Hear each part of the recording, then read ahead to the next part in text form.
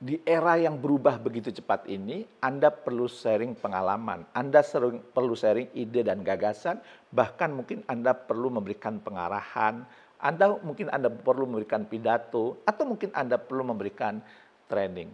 Bagaimana cara terbaik untuk melatih agar Anda mampu memberikan training, memberikan pidato, memberikan sambutan yang powerful. Materinya itu mudah dipahami, materinya itu nancep jelek ke audiens. Anda ingin tahu? Kalau Anda ingin tahu, ikuti video ini hingga tuntas.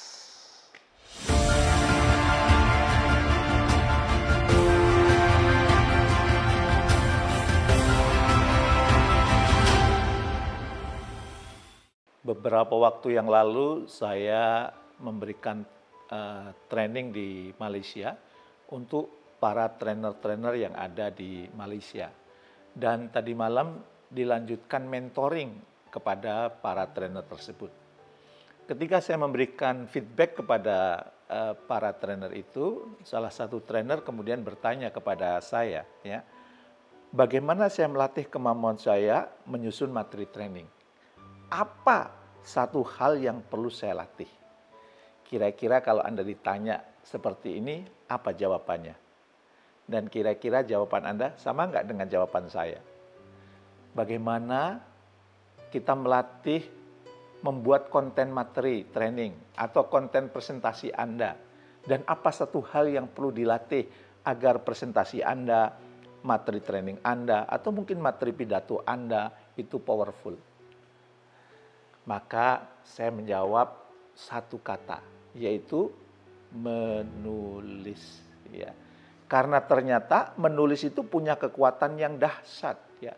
Bahkan ketika saya menonton video Profesor Stella Christie, ya, Wakil Menteri Pendidikan Tinggi, Sains dan Teknologi, dia mengatakan ada pelajaran wajib yang wajib diikuti seluruh mahasiswa Harvard, ya, yaitu pelajaran menulis.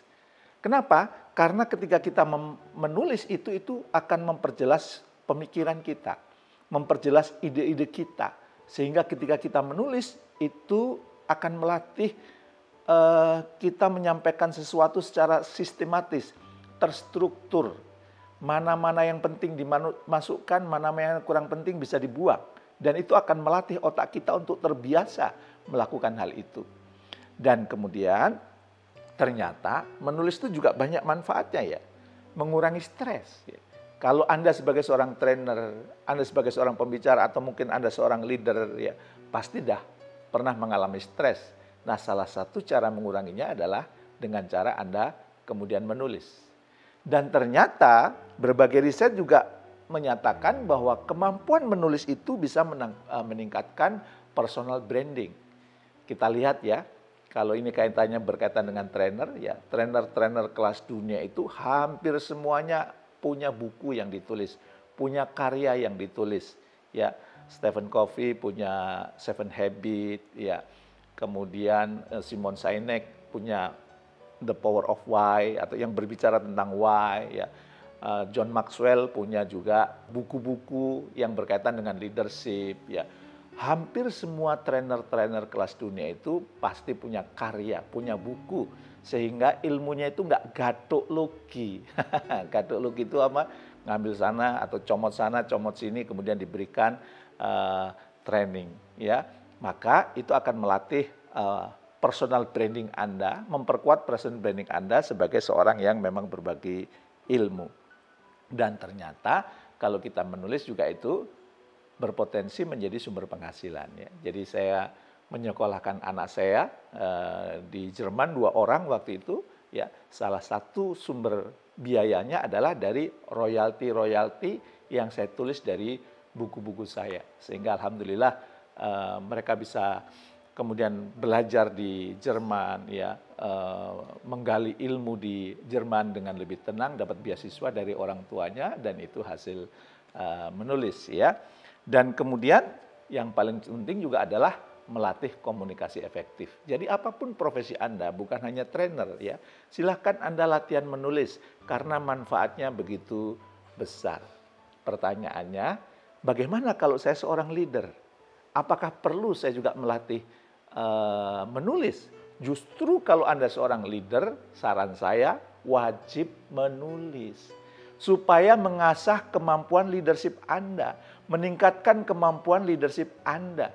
Bagaimana caranya supaya kemampuan menulis itu berkorelasi dengan kemampuan leadership Anda? Saya mengajukan beberapa saran ini ya. Setidaknya ini pengalaman saya, pengamatan saya gitu ya. Ketika saya mengamati para pemimpin-pemimpin hebat itu. Yang pertama, coba buat surat cinta dari pemimpin ya.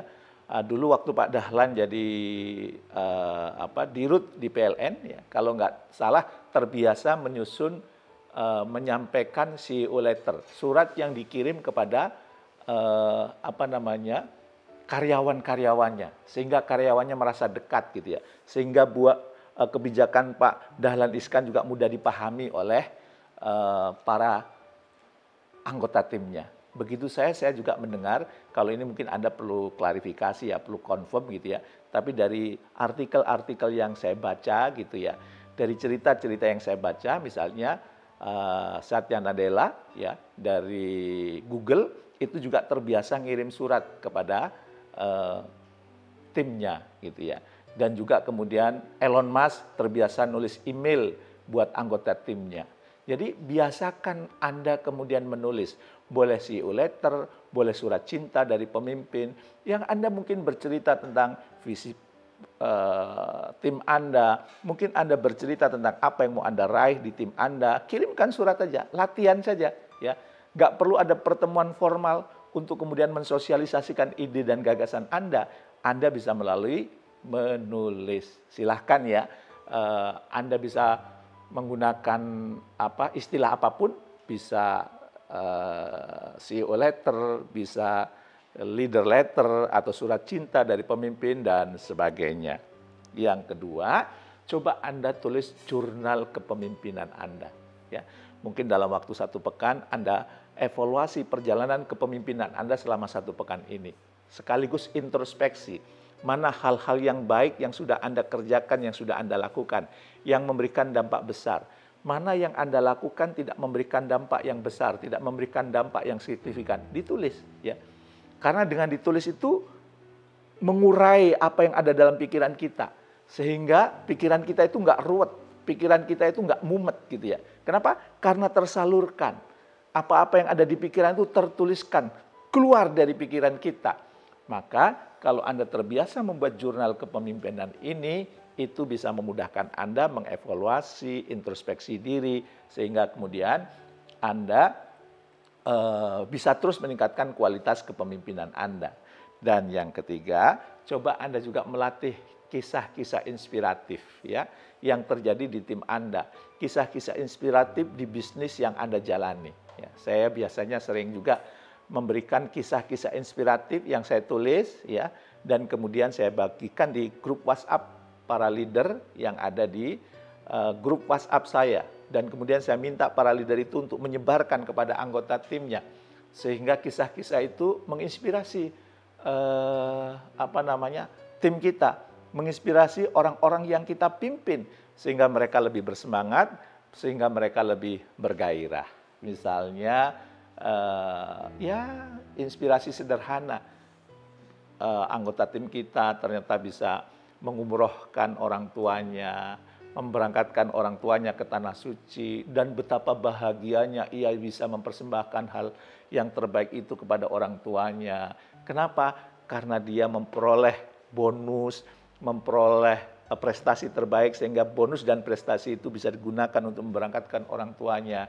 Kelihatannya mungkin sepele cerita ini, tapi ingatlah ya bahwa dunia ini dibangun oleh hal-hal yang sepele, termasuk juga kesuksesan Anda dalam kepemimpinan. Insya Allah kalau Anda melakukan 3 hal ini, ya tadi boleh jadi surat cinta dari sang pemimpin, kemudian jurnal kepemimpinan, dan Anda terbiasa menulis kisah-kisah inspiratif, maka Anda sebagai seorang leader pun pengaruh Anda akan semakin kuat, dan kemudian pengaruh Anda pun akan semakin meresap ke dalam pikiran dan hati anggota tim Anda. Silahkan praktekkan dan latih menulis mulai dari sekarang.